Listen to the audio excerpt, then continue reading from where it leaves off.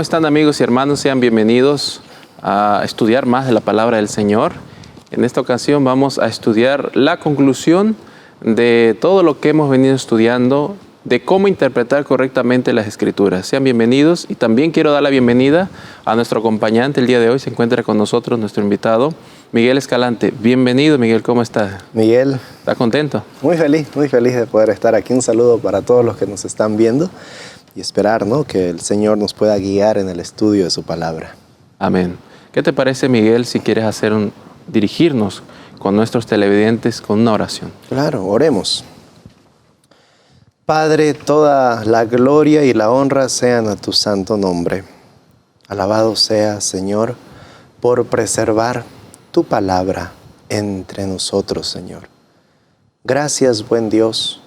Oramos, Señor, para que aquel espíritu que inspiró para escribir este precioso libro sea el mismo que nos dirija en el estudio, y no solo a nosotros hoy, sino a cada hijo tuyo, en donde quiera que ellos estén.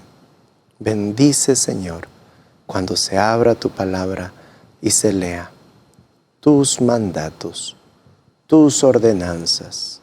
En el nombre de Jesús. Amén. Amén. ¿Cómo vivir de acuerdo con la palabra de Dios? Me llama la atención la palabra vivir. Y aunque este no es el tema, quiero comenzar introduciendo un texto que viene a mi mente cuando viene la palabra vivir. Y este es 2 Timoteo 3:12, un versículo muy conocido. Y también todos los que quieren vivir piadosamente en Cristo Jesús padecerán persecución. Finalmente, vivir la palabra del Señor trae como consecuencia, no es buscando la persecución, sino es algo que viene como consecuencia que no se puede evitar. Sí. Porque tenemos enemigo. El diablo, tenemos enemigo al mundo. Y quiero leer, para complementar esto, algo que nos dice el conflicto de los siglos, que habla acerca de la fe de los mártires, hablando de los apóstoles y a lo largo de la historia del cristianismo. Nos dice el conflicto de los siglos, página 41 y 42, la parte final de este capítulo. Otro asunto hay de mayor importancia aún, que debería llamar la atención de las iglesias en el día de hoy.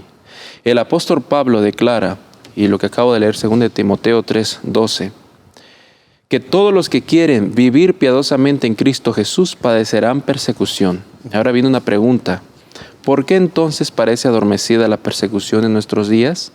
El único motivo es que la iglesia se ha conformado a las reglas del mundo y por lo tanto no despierta oposición.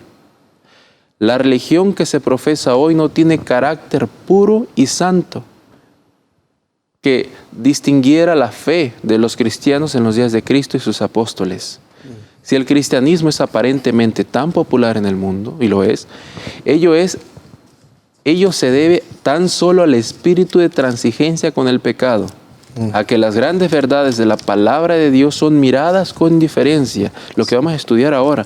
Las grandes verdades de la palabra de Dios son miradas con indiferencia. Y la poca piedad vital que hay en la iglesia. Y da un consejo: revivan la fe y el poder de la iglesia primitiva, y el espíritu de persecución revivirá también, y el fuego de la persecución volverá a encenderse. Existen varios tipos de cristianos hoy. Aquellos que son estudiosos de la Escritura, aquellos que se conforman con poco, aquellos que son indiferentes a lo poco que reciben, aquellos que son celosos, que estudian profundamente, pero viene a ser un conocimiento intelectual solamente. Ahora vamos más allá de todo esto, a que realmente esa palabra no es solo una palabra muerta, sino que es una palabra viva. Por eso vamos a estudiar cómo vivir verdaderamente de acuerdo con la palabra de Dios. Y vamos a hablar, quiero comenzar preguntándote cuál es el poder de las Escrituras, de la palabra de Dios. Muy bien. Este libro, vamos a ver 2 de Timoteo. capítulo 3, versículo 16 dice: Toda la escritura es inspirada por Dios y es útil para enseñar, para redarguir, para corregir, para instruir en justicia, a fin de que el hombre de Dios sea perfecto, enteramente preparado para toda buena obra. Hebreos nos dará una declaración tan clara, tan importante para nosotros. Dice así, en el capítulo 1, está ahí cerca de 2 Timoteo, capítulo 1 dice: Dios, habiendo hablado muchas veces y de muchas maneras en otro tiempo a los padres por los profetas, en estos postreros días nos ha hablado por el Hijo, a quien constituyó heredero de todo y por quien asimismo hizo el universo. Cuando nuestro Señor Jesús viene a esta tierra, era el Padre hablándonos, Miguel. El mismo, por eso Jesús dice: tanto tiempo he estado con ustedes y me preguntan, muéstranos al Padre. Soy yo, pues soy yo uno con el Padre. Nuestro Señor Jesucristo, como relata los evangelios, como en el primer libro de Hechos, ascendió al cielo. Y Él nos da los consuelos de que no os dejaré huérfanos. En Juan 16 vamos a ir, donde Él nos dice lo siguiente. Juan capítulo 16 dice: Aún tengo muchas cosas que deciros, pero ahora no las podéis sobrellevar. Pero cuando venga el Espíritu de verdad, Él os guiará a toda la verdad, porque no hablará por su cuenta, sino que hablará todo lo que oyere, y os hará saber las cosas que habrán de venir. Él me glorificará, porque tomará de lo mío y os lo hará saber. Nuestro Señor Jesús se fue, pero no nos dejó huérfanos, Miguel. El Espíritu Santo. El Espíritu del Señor está en medio nuestro, dando testimonio de Jesucristo. Pero ahora la pregunta es: ¿de qué manera da el Espíritu Santo testimonio de Jesucristo? A través de la Escritura. Ahora, esa es una base por la cual tenemos que entender que la Escritura es tan importante hoy en día. Vamos a ir a Filipenses. Filipenses capítulo 2. Gálatas, Efesios, Filipenses. Filipenses capítulo 2, versículo 16 dice: Asidos de la palabra de vida, para que en el día de Cristo yo pueda gloriarme de que no he corrido en vano, ni en vano he trabajado. Asidos de la palabra. La palabra de vida. ¿Qué significa asidos de la palabra? Ahí viene lo interesante, ¿no? Asirse a algo, aferrarse a algo, amar algo, más que a tu propia vida. O sea, abrazar eso hasta la muerte. Hasta la misma muerte. Y encumbrarla como el mayor de los tesoros. Miguel, aquí hay una gran preocupación. Hemos puesto el fundamento de por qué este libro es tan importante. Pues Dios, en el Antiguo Testamento, habló de muchas maneras a las personas. Hasta mediante animales, mediante teofanías, mediante sueños, visiones, mediante voz audible, todo. Pero llegó el tiempo donde Él nos habló a través de su Hijo. Su amado Hijo fue a su presencia y ahora su Espíritu está entre nosotros hablándonos a través del libro de vida. ¿Qué quiere decir eso? Que este libro, Miguel, tiene vida y en abundancia. La letra es muerta. Lo que le da vida a este libro es el Espíritu del Señor, que tiene una labor. ¿Cuál era la labor según Juan 16? Nos guiará a toda la verdad. Y la verdad es nuestro Señor Jesucristo. Amén. Dará testimonio de Jesús. Y eso al hombre, el testimonio de Jesús, es lo que da vida al hombre. Cuando Jesús fue tentado, ¿tú recuerdas? Testimonio. Jesús habló de la palabra de Dios. Sí. Fue tentado por el enemigo. Ujú. Y él respondía de la misma manera. ¿Qué Jesús era lo que realmente nos estaba queriendo enseñar con esto? Claro.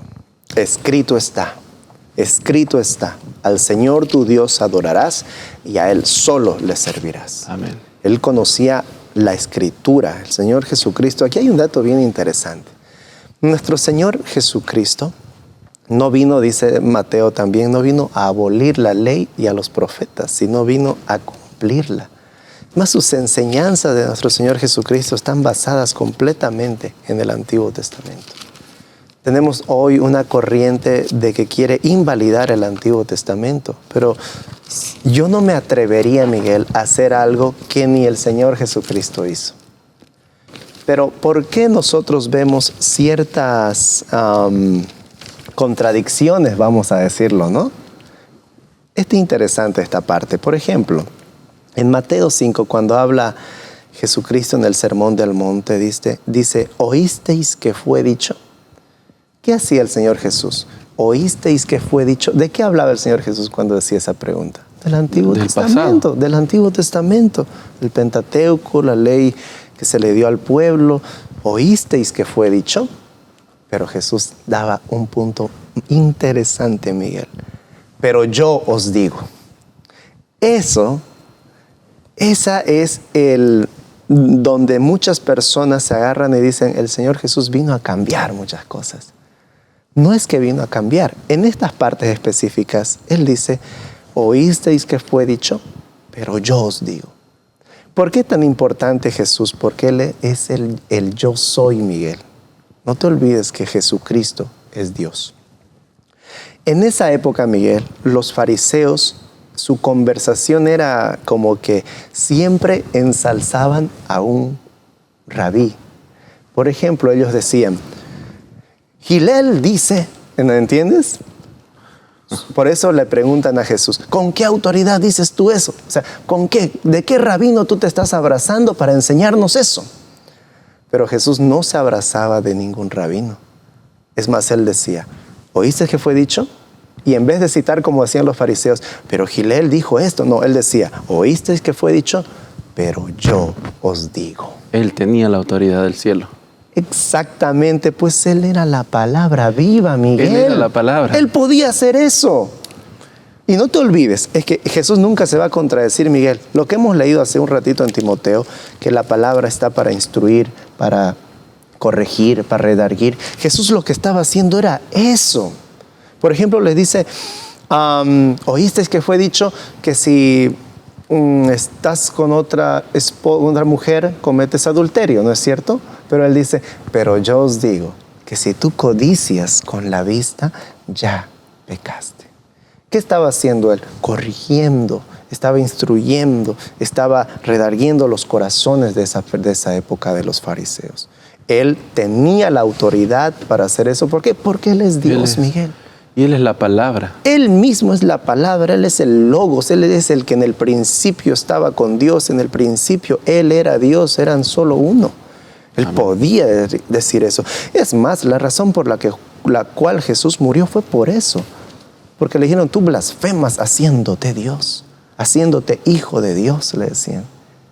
Así que nuestro Señor Jesús vino para hacer la ley espiritual y no una letra muerta. ¿Por qué, Miguel? Porque los fariseos, nótese esto, lo siguiente, que los fariseos se sabían de memoria salmos completos. Salmo 119 era lo que sabían de memoria. Y muchas leyes a la perfección. Pero no era la actitud con la cual un cristiano verdadero tiene que leer la palabra. Por ejemplo, cuando tú vas a Salmo 51, en el versículo 3, y este es un aviso para todos los lectores de la Biblia. Cuando abrimos la Biblia, tiene que venir el Salmo 51:3. Porque yo reconozco mis rebeliones y mi pecado está siempre delante de mí. Ese soy yo. Soy un pecador. Soy un ser que en el momento que yo creo que ando por camino firme, caigo. Soy un ser muy vulnerable, muy frágil. Soy un pecador. Mi corazón es del lugar de donde salen todo lo que me contamina. Cuando abro este libro, necesito instrucción, necesito dirección, necesito enseñanza, necesito también disciplina. Señor, yo reconozco mis rebeliones. Mi pecado está siempre delante de mí. Contra ti he pecado, Señor. Pero esa actitud, cuando abrimos así la palabra, Miguel, este libro tiene autoridad sobre nosotros. Pero los fariseos abrían la palabra para simplemente reafirmar y corroborar que ellos eran el pueblo de Dios. Era un asunto de soberbia entonces. La soberbia detesta el Señor. ¿Qué te puede enseñar el Señor si tú estás diciéndole, yo lo sé todo? Y justo lo que está diciendo aquí, eso ya lo sabía, dicen. Claro. Es más, ¿sabes qué? En la práctica común hoy tenemos, por eso dice Miguel, que el lugar más peligroso ahorita para un cristiano muchas veces es la librería cristiana. ¿Por qué? ¿Por qué? Porque dejamos este libro de ladito. Porque este libro como que ya perdió su importancia, como que ya perdió su relevancia en nuestra época. Y voy a ir con un autor moderno o que más me entienda. A ver cómo ellos me enseñan este libro. Y corremos mucho riesgo ahí. ¿Por qué? Porque si vas a Romanos, Miguel, y un consejo que se daban antes los padres de cuando se inició el gobierno de Estados Unidos, esos grandes hombres políticos, creadores de una nación prácticamente, ellos les daban un consejo a sus demás personas políticas. Les decían, no confíen en su corazón. No confíen. Y si vemos Romanos 1, pues habiendo conocido a Dios, no le glorificaron como a Dios ni le dieron gracias, sino que se envanecieron en sus razonamientos y su necio corazón fue entenebrecido. Yo le tengo el razonamiento, el Señor nos los ha dado, pero cuando nuestro razonamiento va por delante de este libro, arriba de este libro, el razonamiento viene a ser un serio problema para el ser humano. Podemos ser nosotros como el sabio, pero según el mundo. Y esa no es la sabiduría que Dios quiere que deseemos, que tengamos. Amén. Sigamos adelante. Quisiera que ya mencionaste acerca de memorizar la Escritura, entenderla con la actitud de un cristiano, como Jesús se dirigía ante la tentación, ante el diablo, ante el mundo, ante su carne. Con un escrito está, pero quiero que nos compartas un poco acerca de la experiencia de Cristo y cómo esta nos enseña a nosotros de la comunión que tenía con su Padre. Bueno, como estábamos hablando hace un momento, el Señor Jesús es un ejemplo, es un maravilloso ejemplo de cómo nosotros debiéramos ser, ¿no es cierto? Pero Jesús es más que un ejemplo, Él es el que venció por nosotros. Él, Miguel, Él fue el único ser que amó al Señor con todas sus fuerzas, con toda su mente, con toda su capacidad. Él fue el único ser que guardó los mandamientos del Señor a la perfección. Él es el victorioso, Él es el Señor. Nosotros no podemos solo tomar a Jesús como un ejemplo. Si bien Él es un ejemplo de vida para nosotros y cómo de llevar nuestra vida cristiana con respecto a la importancia de este libro y a la importancia del trato de unos a otros, si bien Él es nuestro ejemplo, pero Él es más que un ejemplo. Ahora, ¿de qué manera práctica nosotros podemos tener una comunión con el Señor? Miguel, para entrar a ese tema yo quiero comentarte algo. En la Reforma se redescubre la importancia de centralizar este libro en la vida del cristiano. La importancia, decía, tengo aquí una cita de Lutero, Nunca hemos deseado otra cosa más que la libertad de tener la palabra de Dios o las sagradas escrituras para enseñarlas y practicarlas. Eso inició terminando la época de el oscurantismo, la época de la ignorancia. Exacto. Por eso, cuando nuestros padres de la Reforma vieron que este libro te trae paz con Dios, paz con los hombres, y vieron la riqueza, la utilidad, dijeron, este libro tiene que llegar a todos. Además, William Tyndale murió por ello. Él se hizo una promesa, él dijo, haré que hasta el hombre que tiene un arado pueda tener su Biblia. Amén. Y entonces Juan Calvino, junto con ellos, vieron tan preciosos este libro, tan maravilloso, descubrieron que es la palabra de Dios. Entonces empezaron a traducirlo. Martín Lutero lo traduce al alemán, Tyndale lo traduce al inglés. Hay otras personas que están traduciéndolo al español. En toda Europa empieza a haber una explosión de la centralidad de las Escrituras, pero se toparon con un serio problema. Se toparon con que la gente no tenía acceso a la educación. Es por eso que en 1536 en Ginebra se abre el primer sistema de educación gratuito. ¿Para qué? ¿Para que vayan y hagan otras cosas? No, para que primero entiendan la Biblia. Tienen que aprender a leer para poder entender este libro. He conocido a muchas personas que aprenden a leer estudiando la palabra de Dios. Oh, o sea, es una bendición. Y qué bendición es, no solo para ellos y su familia, sino para todos. Los he visto predicar la palabra de Dios. Los he visto dar estudios, testificar de la palabra de Dios en su propia vida. Eso es maravilloso. Y entonces, Miguel, eso lo que tú dices, eso es lo más maravilloso que puede haber. Poder tener el acceso a este libro. Ok, gente dio su vida, Miguel, para que hoy tú tengas este libro. ¿Y qué estamos haciendo nosotros? Mira, estamos nosotros viviendo en medio de una pandemia. Y si hasta este momento tú no tomaste este libro y le dijiste, Señor, sé que tú te estás revelando a través de las escrituras que tengo aquí. Puedes instruirme a ser un buen padre, puedes instruirme a ser un buen hijo. Nuestros líderes políticos hicieran muy bien en abrir este libro y decir, Señor, enséñanos a gobernar este país. Pues Estados Unidos, que llegó a ser una nación sin rey y sin papa, lleno de libertad de conciencia, fue por este libro, Miguel. ¿Tú sabías que a Estados Unidos llegaron los que eran perseguidos de Europa, especialmente de Inglaterra? Eran perseguidos. Esa gente llegó a Estados Unidos, pero esos inmigrantes estadounidenses tenían el 100% de que podían leer.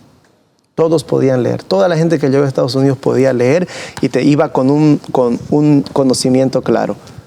Enaltecer este libro en todos los aspectos de mi vida. Con este libro seré un buen padre.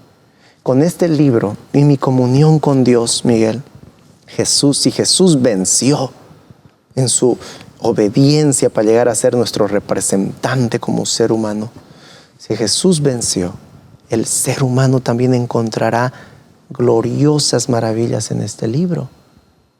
¿Qué nos aqueja hoy día a nuestras iglesias? Iglesias tibias, frías, en donde estamos afanados en hacer un programa o el otro para darle algo de interés.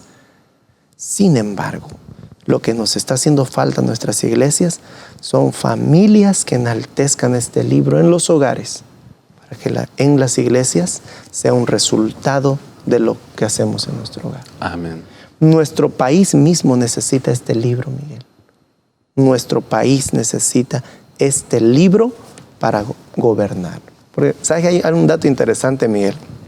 Juan Calvino llega a Ginebra y en Ginebra lo expulsan a él, porque sus ideas eran de reforma, sus ideas eran volver a la escritura. ¿No? Sí, y lo expulsan a Juan Calvino. Pero después viene un cardenal que quiere tomar nuevamente a Ginebra, como que ya se les pasó, que querían la reforma, los protestantes, ahora vuelvan a los brazos de Roma, dice. Y Los de Ginebra se dan cuenta de las intenciones porque Roma no había hecho bien a Europa, la había mantenido en ignorancia, la había estrangulado. Entonces no querían los europeos, no querían Inglaterra, Alemania, no querían estar bajo los pies del papado. Llaman a Juan Calvino y este hombre escribe en un lapso de 6 días una carta increíble que hasta el día de hoy podemos tenerla, donde explica a este cardenal de que sobre la autoridad humana, por más poder que tú creas tener en esta tierra, Dios tiene mayor poder que tú y este libro por encima de ti. Por ejemplo, David que era un héroe nacional, nuestro David el salmista, un héroe nacional era él, con decirte que cuando él venía decían Saúl mató a 1000 pero David a 10,000, era el héroe. Pero ¿sabes qué? Cuando él cometió un pecado, alguien vino con la palabra de Dios a recordarle, este libro está por encima. Y tú eres ese hombre. Pecaste. ¿Te das cuenta, Miguel? No solamente, por eso nosotros solo pensamos el beneficio de la palabra para mi vida, pero la palabra de Dios puede dar beneficio en todos los ámbitos, absolutamente en todos los ámbitos del ser humano. Amén. ¿Qué llamado Dios nos está haciendo y qué conclusión de este estudio, Miguel? Nosotros necesitamos no solo ser oidores de este libro, para empezar, Miguel, no ser oidores de este libro, sino hacedores. La palabra de Dios dice que el que empezó la buena obra también la va a terminar. Y es el Espíritu del Señor el que obra el querer como el hacer. Si tú eres un hijo de Dios, Miguel, tú no estás conforme con tu vida cristiana. Porque el Señor nos ha creado imagen y semejanza suya. Nosotros fuimos creados para estar ante su presencia, glorificarlo y gozarnos plenamente en Él. Mientras no estemos haciendo eso, nuestro corazón estará intranquilo por hacer eso. Y este libro es la puerta para ello. ¿Por qué? Santifícalos en tu verdad. Tu palabra es verdad. Le hicieron una vez el obispo, que era también canciller de María la Sanguinaria, que era una perseguidora de los protestantes en Inglaterra, en Escocia también. Esta mujer mataba a muchos protestantes. Y llamaron a un puritano que era conocedor de la palabra. Y este canciller le dice, lo tengo anotado acá, dice, ¿qué tanto defiendes que la gente tenga este libro? Si este libro esto está muerto, le dice. La Biblia necesita a alguien que le dé vida. Por ello, nosotros, los cardenales, los papas, tenemos la autoridad de enseñar la Biblia. ¿Cómo puede un ignorante aprender eso? Le dice. Y la respuesta de este hombre es interesante. Y le dice, la Escritura está viva. Amén. Asirse de esa vida, Miguel. El llamado que nosotros tenemos que hacer hoy día es el siguiente. Durante todo un trimestre, durante todo un año se ha estudiado acerca de la importancia de este libro y de cómo no solo que quede en el ya lo sé, en el conocimiento, o no solo para que me corrobore, ay no, sí, yo soy el pueblo elegido de Dios. No, el Señor nos dice en Mateo 5, versículo 13, algo muy interesante. Nos dice, vosotros sois la sal de la tierra, pero si la sal se desvaneciere, ¿con qué será salada? No sirve más para nada, sino para ser echada fuera y hollada por los hombres. Ahora, si tú eres la sal de la tierra, Miguel, y ojo que en esa época no solo era para darle sabor, era para preservar que no se pudra la carne. Si nosotros no actuamos de acuerdo a lo que conocemos y somos la sal de la tierra de este siglo y preservamos una sociedad que está en deterioro moral cada vez más, esta sal será echada y va a ser pisoteada. Que Dios quiera que nosotros seamos la sal viva, la que preserve la que dé sabor. Muchas gracias, Miguel, por esta reflexión y por habernos acompañado en este programa. Que Dios te bendiga. Dios te bendiga, Miguel. A ti, amigo querido, gracias por habernos acompañado. Esperamos, deseamos que este estudio, no solo de ahora, sino los anteriores, hayan sido de bendición para ti y para tu familia. Que Dios te bendiga y te guarde siempre. Nos vemos pronto.